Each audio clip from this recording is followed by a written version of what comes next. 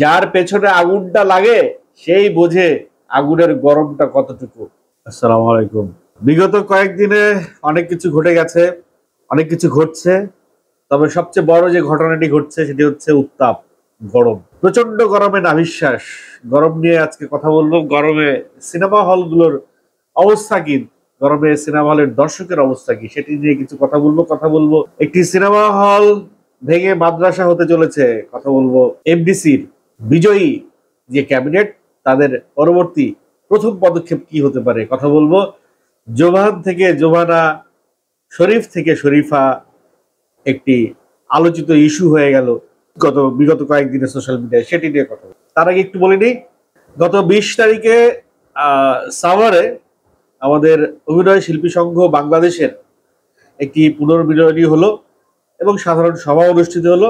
আমাদের সমস্ত অভিনয় শিল্পীরা, ম্যাক্সিমাম অভিনয় শিল্পীরা সেখানে সমবেত হয়েছেন। এই গরমের মধ্যেও আনন্দ ফুর্তিতে মেতে উঠেছিলেন। যে চমৎকার বিষয়টি ঘটে গেল সেটি হচ্ছে যে অভিনয় শিল্পী সংঘ বাংলাদেশের একটি নিজস্ব জমি বরাদ্দ হয়েছে। একটি নিজস্ব জমি, যেখানে একটি মাল্টিপ্লেক্স হবে, সুইমিং পুল হবে, সিনেপ্লেক্স হবে, ব্যায়ামাগার হবে, পাঠাগার হবে, থাকবে ইন্টারন্যাশনাল অনেক সুবিধা। প্রক্রিয়াটা কেবল শুরু হলো জমি বরাদ্দর মাধ্যমে। আফতাবনগরে 3.5 কাঠার একটি প্লট বরাদ্দ পেয়েছে আমাদের অভিনয় শিল্পী সংঘ বাংলাদেশ। এটি একটি চমৎকার সংবাদ, খুশির সংবাদ। এবং এই প্লটটি পাওয়ার ক্ষেত্রে যারা অনবদ্য পরিশ্রম করেছেন, রনক হাসান, আসিম ভাই সহ এবারের জিইসি কমিটির প্রত্যেকেই দারুণ পরিশ্রম করেছেন এবং তার ফল পেয়েছেন। তো সেজন্য তাদের সবাইকে সাধুবাদ জানাচ্ছি। কিশোরগঞ্জে একটি সিনেমা হল ভেঙে ফেলা হচ্ছে। সিনেমা হলটির নাম ছন্দা। এটি ঢাকার ফার্মগেটের ছন্দা সিনেমা হল না, কিশোরগঞ্জের। তো সেই ছন্দা সিনেমা হলটা কেন ভাঙছে কারণ ওখানে একটি অত্যাধুনিক মাদ্রাসা তৈরি করা হবে। খুবই ভালো কথা। তাহলে সিনেমা হলের ব্যবসার চাইতে মাদ্রাসার ব্যবসাটা ভালো, বিষয়টা কি এরকম? নাকি কোনো ধর্মীয় বিষয় এখানে কাজ করছে যে না, সিনেমা হল করে কি হবে, মাদ্রাসা করলে আখেরাত পাওয়া যাবে? আমি জানি না মূল বিষয়টা কি, কিন্তু সিনেমা হল ভেঙে মাদ্রাসা করার চাইতে বরঞ্চ মাদ্রাসার জন্য একটি নতুন স্থান নিয়ে, যে স্থানটা মাদ্রাসার জন্য উপযুক্ত, এরকম একটি স্থান নির্বাচন করে সেখানে একটি মাদ্রাসা করলে কিরকম হতো, সেটা আপনাদের কাছে আমার প্রশ্ন। সিনেমা হলটা না ভেঙে। আর এবার যারা জিতলো চলচ্চিত্র শিল্পী সমিতির নির্বাচনে, জেতার পরে এই ক্যাবিনেট এই যে সিনেমা হলটা ভেঙে ফেলে মাদ্রাসা নির্মাণ করবেন, এই প্রক্রিয়ার ভিতরে বা এই ঘটনার ভিতরে তাদের কি পদক্ষেপ হইতে পারে, তারা কি প্রক্রিয়া অনুসরণ করতে পারেন যে এই সিনেমা হলটা থাক। একটা সিনেমা হল একটা এলাকার ঐতিহ্য, সেই ঐতিহ্যটা থাক।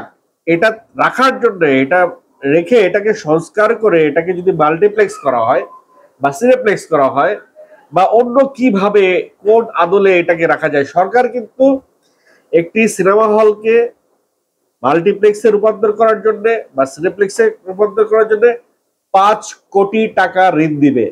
মাত্র 4.5% থেকে 5% সুদে 5 কোটি টাকা ঋণ দিবে। এটা কিন্তু কম বিষয় না। তো এই বিষয়টা কি তারা ওখানে জানে কিনা, বা আমাদের এবার যারা জিতলো শিল্পী সমিতির নির্বাচনে, তারা কি এটা নিয়ে কোনো পদক্ষেপ নেবে কিনা, বা তারা যদি এটা নিয়ে কোনো পদক্ষেপ নেয় তাহলে কিন্তু তাদের এই কমিটির একটা উজ্জ্বল দৃষ্টান্ত হয়ে থাকবে কাজের।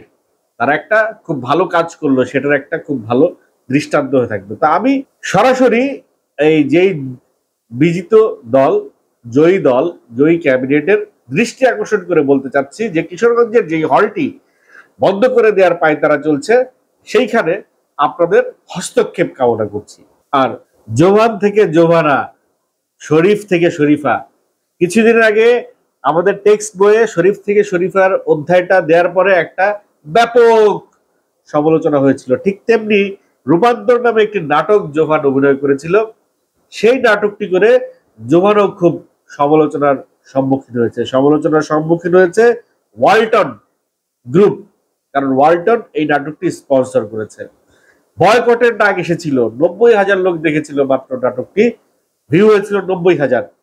যেই 2-4 জন লোক বয়কটের ডাক দিল, ব্যাস ওয়ালটন মাফ চাইলো, জোভান মাফ চাইলো। কিন্তু জোভানের যারা সহকর্মী বা জোভানের সঙ্গে যারা কাজ করেন তাদের কি ভাষ্য? একজন তো বলেই বসলেন, হুমায়ুন আহমেদের উদাহরণ দিয়ে বসলেন যে বাকের ভাইয়ের যখন ফাঁসি হচ্ছিল তখন খালেদা জিয়া হুমায়ুন আহমেদকে রিকোয়েস্ট করছিল যে বাকের ভাইয়ের ফাঁসি দিয়েন না। মোদি ক্যারেক্টার যে করছিল তার বাসায় হামলা হয়েছিল, কিন্তু কারো কথা না শুনে প্রত্যেকের কথা উপেক্ষা করে হুমায়ুন আহমেদ সে তার নিজের সাহিত্য চর্চাটাকে বজায় রেখেছিল। সে বাকের ভাইয়ের ফাঁসি দিয়েছিল এবং শুটিংটা হয়েছিল খুব গোপনে। তো সেইটার উদাহরণ টেনে অনেকে বলছেন যে এটি একটি শিল্প চর্চার মাধ্যম, এখানে এত সহজে হার মানলে চলবে না, এত সহজে জোভান যদি সরি বলে তাহলে চলবে না, এত সহজে ওয়ালটন যদি সরি বলে চলবে না। কিন্তু যার জলে সেই বোঝে, যার পেছনে আগুনটা লাগে সেই বোঝে আগুনের গরমটা কতটুকু। একবার একটা জোকস বলি আপনাদেরকে, একটা প্লেন আর একটা রকেট পাশাপাশি বসেছিল। প্লেন রকেটকে দেখে প্লেনটা বলছিল যে আহ তোমার কি গতি রে ভাই, তোমার কি সুখ, 1 সেকেন্ডে চলে যাও অনেক অনেক দূর। তখন রকেট বিমানকে বলছিল, আরে ভাই, যার পিছে আগুন লাগে সেই বুঝে যে জ্বালাটা কতটুকু। ওই যে রকেটের পিছে তো আগুন ধরা দেয়, রকেট ফুস। তো সেই জায়গা থেকে জোভানের পিছে আগুন লাগছে ওয়ালটন গ্রুপের পিছে। তো জোভানও বুঝতে পারছে জ্বালাটা, বুঝতে পারছে ওয়ালটন গ্রুপ। তো যাই হোক, যাই হয়েছে, যতটুকুনি হয়েছে, যেহেতু জোভানও ক্ষমা চেয়েছে, ওয়ালটনও ক্ষমা চেয়েছে, নাটকও তুলে নেওয়া হয়েছে, তো এই বিষয়টি এখানেই শেষ হয়ে যাক, এই বিষয়টি আর না আগাক। এখন বলতে পারেন আমি তাহলে কন্টেন্ট কেন করলাম? আরে ভাই, যেটা আলোচনা হয় সেটা নিয়ে আলোচনা করাই তো আমার কাজ, যে আলোচিত ঘটনা নিয়েই আলোচনা করাই আমার কন্টেন্ট ক্রিয়েশন। আমি আমার কাজ করেছি, জোয়ানের কাজ করেছে, ওয়ালটনের কাজ করেছে। এবার আপনারা আপনাদের কাজটি করেন। আপনাদের এই বিষয়টা কেমন লাগছে একটু কমেন্ট করে জানিয়ে দিন।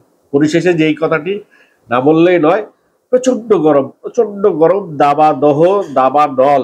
একজন গতকালকে মারা গেছে গরমে হিট স্ট্রোকে, আজকের খবর জানি না।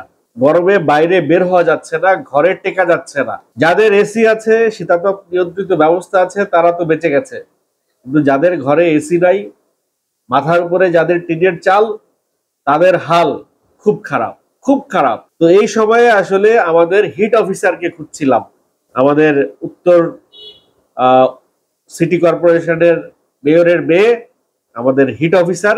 তিনি গতবার এরকম প্রচন্ড দাবাদহে একটি মেসেজ দিয়েছিলেন, গাছ লাগাবার কথা বলেছিলেন। এবার তার পদক্ষেপ কি, বা এতদিনে তিনি কতগুলো গাছ লাগিয়েছেন, সেই বিষয়টা একটু জানতে ইচ্ছে হচ্ছিল।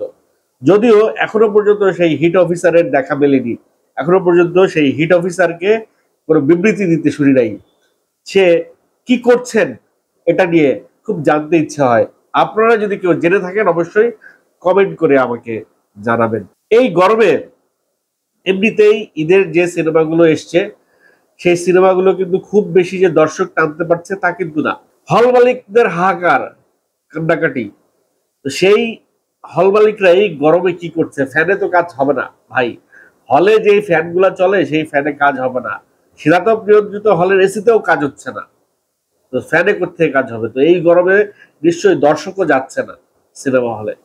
তাহলে এই সপ্তাহটা এবং আগামী সপ্তাহটা এই যে যারা অনেক রেন্টাল দিয়ে সিনেমা নিলেন বা অন্যান্য সিনেমা নিলেন, তাদের কি অবস্থা?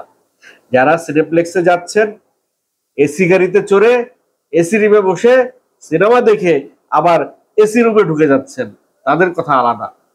কিন্তু যে সকল সিনেমা প্রেমীরা এসি গাড়িতে চড়তে পারে না, এসি রুমে বসে সিনেমা দেখতে পারে না, আবার ফিরে এসি রুমে ঢুকতে পারে না, তাদের অবস্থা কি? তারা তো গরমে নাজেহাল, সিনেমা দেখার অবস্থা তো তাদের নাই। তাহলে সেই হল মালিকদের অবস্থা কি? সমস্ত হল মালিকের মাথায় হাত এই গরমে। তো যে সমস্ত হল মালিকরা আছেন, তাদের হলের সামনে যদি একটু জায়গা থেকে থাকে অবশ্যই একটু করে গাছ লাগান। যে সমস্ত বাড়িওয়ালা আছেন, তাদের ছাদে চারপাশে গাছ লাগান। যে সমস্ত বাড়ির সামনে রাস্তায় একটু ফাঁকা জায়গা আছে, গাছ লাগান। একমাত্র গাছই পারে আমাদেরকে এই দাবানল থেকে বাঁচাতে। একমাত্র গাছই পারে আমাদেরকে এই গরম থেকে রক্ষা করতে। জীবনে কি করেছেন সেই হিসাব থেকে শুধু একটি কমেন্ট করে যান, জীবনে কয়টা গাছ লাগিয়েছেন। প্রশ্ন করতে পারেন আমি কয়টা গাছ লাগাই। আপনারা যারা জানেন না তাদের অবগতির জন্য জানাচ্ছি যে আমার ছাদে একটি ছাদ বাগান আছে, আমার ছাদে শখানেক গাছ আছে। তো আপনারা যদি কোনো মাটিতে ভূমিতে যদি গাছ লাগাতে নাও পারেন, বারান্দায় অ্যাটলিস্ট কিছু গাছ রাখেন। বারান্দার গ্রিলের সঙ্গে বা বারান্দার ফ্লোরে কিছু টবে কিছু গাছ রাখেন। একমাত্র গাছই পারে আপনাদেরকে এই গরম থেকে রক্ষা করতে। কারণ যাদের এসি কেনার সামর্থ্য নাই, যাদের এসি গাড়িতে চড়ার সামর্থ্য নাই, তাদের একমাত্র গাছের ছায়াই ভরসা। গাছের ছায়াই আপনাকে দিতে পারে নির্মল বাতাস, নির্মল অক্সিজেন, সুস্থ জীবন, সুস্থ পরিবেশ। আসুন আমরা প্রতিজ্ঞা করি জীবনে অ্যাটলিস্ট 10টা গাছ লাগাবো, এবং সেই 10টা গাছের একটা গাছ যেন আগামী এক সপ্তাহে লাগাই। গাছ লাগালেই কিন্তু হবে না, এই গাছটাকে পরিচর্যা করতে হবে, গাছটাকে বড় করতে হবে। শুধু যে আপনি গাছ লাগিয়ে চলে আসলেন আর মানুষ এটা পাড়ায় মেরে ফেললো বা ছাগল এসে খেয়ে ফেললো, গরুতে খেয়ে ফেললো, সেটি হলে কিন্তু কোনো কাজ হলো না, কোনো ফায়দা হলো না। আসুন গাছ লাগাই, আমরা আমাদের পরিবেশ বাঁচাই, আমাদের জীবন বাঁচাই।